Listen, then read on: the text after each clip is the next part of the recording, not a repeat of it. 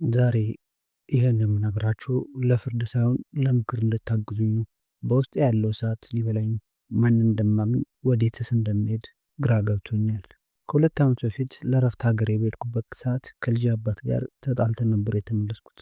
ያኔ መልሼ ወደ ስደት ስመጣ ዳግመኛ ፊቱን አላይም ብዬ ነበር የሄድኩት። ግን እሱ አሁን ተለውጧል። ተሳስቼ ነበር። ስትመጪ ልጃችንን አብረን እናሳድጋለን፣ ላለፈው ይቅር በይኝ እያለ በየቀኑ ይደውላል። እኔና ልጁን የሚጠበቅበት ናፍቆት በቃላት አይገልጹም። ልጅን ከሱ ቀምቼ እናቴ ጋር አስቀምጬ ነው የሄድኩት። በሌላ በኩል ደግሞ እዚህ ያለውበት ቤት ሲኦልና ገነት ሆኖብኛል። የማዳም ባል አፈቅርሻለሁ በሚል የየዕለት ንትርክ አፈቅርሻለሁ ያለ ልቤን ያባባው ከጀመረ ቆይቷል። መጀመሪያ አካባቢ ፈርቼ ነበር፣ ግን በገንዘብ ይረዳኛል፣ ለልጄ የሚላክ ተጨማሪ ብር ይሰጠኛል። በድብቅ ብዙ ብዙ ርቀት ብዙ ነገር አድርገናል። የማይደረጉ ነገሮችን ሁሉ አድርገናል። ምን ያህልን ስትሰሙ ቀሽም ናት ምንዋ ናት እንደምትሉ እናውቃለሁ። ግን ተረዱኝ።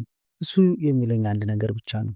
እኔ እኮ አገባሻለሁ፣ ኢትዮጵያም ሄደን አብረን መኖር እንችላለን፣ ማዳምሽም ሳታውቅ ከሷ ተለቼ እናንተ ሀገር መኖር ጀምራለሁ ይለኛል። ባሌም በተለያዩበት ሰዓት ስለነበረ እሱ እንደዚህ የወተቦተኝና ለእኔ ብዙ የተሻሉ ነገሮችን ያደርግ የነበረው እንዲሁም ደግሞ ለልጄ ብዙ ነገር ያደርግልኝ ስለነበር ሳልወደው አልቀረውም። አሁን ግን ያለበት ሁኔታ አጣብቂኝ ነውና እንደ ሴት እንደ ሀገር ሰውና አንዲት ልጇን ሀገር ቤት ጥላ እንደመጣች የልጇ አባትም እንደሚጠብቃት ሴት ሆናችሁ እንዲሁም ደግሞ እዚህ ያለብኝን ችግር አይታችሁ እንድታማክሩኝ ስል ነው ዛሬ ታሪኬን ለእናንተ ማጋራችሁ። ግራ የገባኝም እዚህ ጋር ነው። ማዳም ካወቀች ይቺ ሴት አምናኝ ቤቷን ሰታኝ ልጇን አቅፌ ሰታይ፣ እኔ ግን ከባሏ ጋር ነኝ። ብታውቅ ግን ህይወቴ እንደምትቀማኝ አውቃለሁ። ትገለኛለች። ካሊድ አልነገርኳችሁም አይደል? የማዳም ባል እሱ ነው። ውሸታም አይመስለኝም። የእውነቱ የሚናገር ይመስለኛል። እሱ እውነት ሲናገር ወይስ እዚህ ስራዬን እንድሰራና ፍላጎቱን እንዳስታግስለት የፈጠረው ተንኮል ነው ብዬ ማሰብ ግራ ገብቶኛል።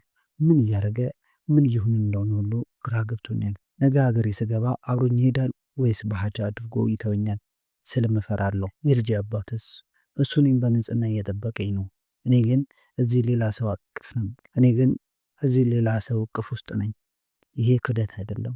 አዎ ክደት ነው እንጂ ነገ አብረን ስንኖር ህሊና አይወቅሰኝም?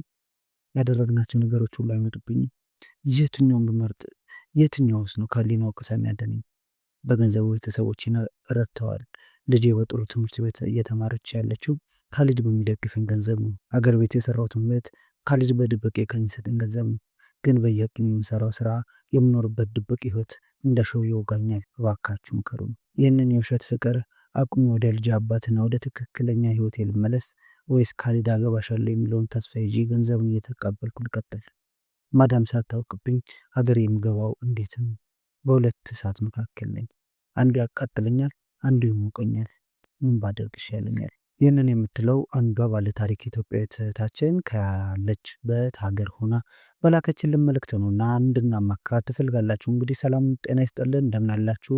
የስደተኛው እንቁ ዩቲዩብ ቻናል ቤተሰቦች ሰብስክራይብ በማድረግ ቻናሉን ብታግዙት ብዙ የተለያየ ፕሮግራሞችን ለእናንተ ይዘን እንቀርብ ይሆናል። የዛሬው ባለ ታሪኳ እንድናማክራት ከፈለገችው ነገሮች ውስጥ እስቲ ምን ብታደርግ ይሻላታል የሚለውን በኮመንት አሳውቁኝ። እንዲሁም ደግሞ ቴሌግራማችን ላይ በመግባት የምታስቀምጡትን ሀሳብ ለሷ ማድረስ ይሆናል።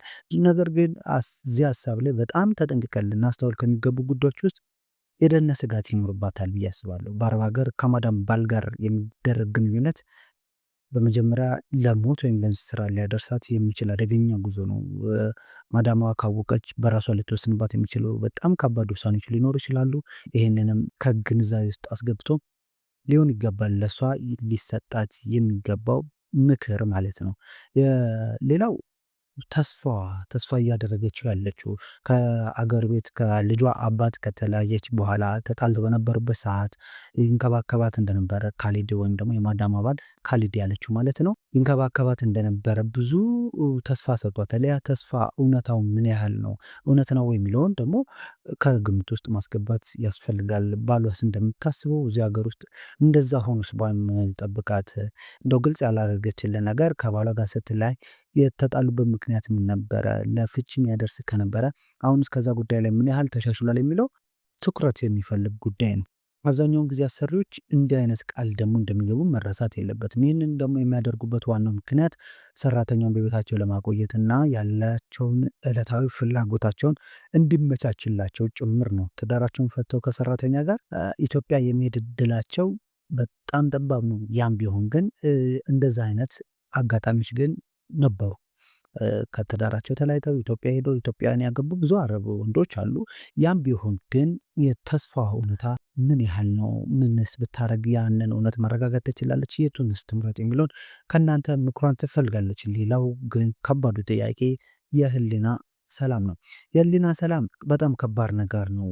ለቀን ሄደን ከዛ ሁሉ ተለይተን መረጋጋት እንዳንችል ያደርገናል እና ይህን ነገር እንዴት ነውስ መቋቋም የምችለው? ሰላሟን መመለስ የምችለው እንዴት ነው? ወደ ልጇ አባት ጋር ያለው ግንኙነትስ ምን ይመስላል? እውነተኛና ዘላቂ ሊሆንስ ይችላል ወይ? ከልጇ አባት ጋር ካሊድ ጋርስ ያለው ግንኙነት ምንድን ነው? በጥቅም ላይ የተመሰረተና ስጋት የበዛበት ነውስ ብላችሁ አታስቡም ወይ? ምን ይሸታችኋል? እዚህ ግንኙነታቸው ላይ ህሊና አርፋ ትቀመጣለች ወይ? አንዳንድ ጊዜ ህሊናችን በየጊዜው ትወቅሰናለች ባደረግነው ነገር። ምንም እንኳን ከዛ ነገር ብንርቅ ንጹህ ውሳኔ ካልወሰንን በየጊዜው ትመጣለች እና እናንተ ብትሆኑ ልታደርጉትን የምችሉትን በጣም በሷ ቦታ ሆናችሁ ልታማክሯት የወደዳችሁት በኮመንት ላይ ሀሳባችሁን አጋሩት። የምታነብ ይሆናል። እንዲሁም ደግሞ በውስጥ ብጽፉልኝ ደግሞ በቀጣይ ለሷ ማድረሳት እንዲሁም ደግሞ የተመረጡትን ሀሳቦች ይዘን መልሰን ቪዲዮ የምንሰራበት ይሆናል። እናንተም እንደዚህ አይነት ታሪክ ያላችሁ ታሪኬን ነገርልኝ፣ ታሪኬን አማክሩኝ፣ እንዲህ ቢነገርልኝ የምትሉትን ሙሉ ሀሳብ አጋሩን በቴሌግራም ቻናላችን። እኛ ደግሞ መልሰን ለእናንተ በሚሆን መንገድ የምናቀርብ ይሆናል። በጣም ሰፋ ባለ ፕሮግራም እየመጣን ያለ ነው። እስከዛው ግን ሰብስክራይብ በማድረግ የዚህ ቻናል ቤተሰብ የሆኑ የደወል ምልክቷን ደግሞ በመንካት ሁሌም ቪዲዮ በሰራን ሰዓት ለእናንተ እንዲደርስ የደወል ምልክቱን መጫናችሁን አትርሱ። ይጠቅማታል ብትሰሙ የምትሉትን ወንድማችሁን ደግሞ ሼር በማድረግ አጋሩት። ላይክ ማድረጉ ደግሞ እኔን ያበረታኛልና ላይክ ማድረጉን አትርሱ። ባባይ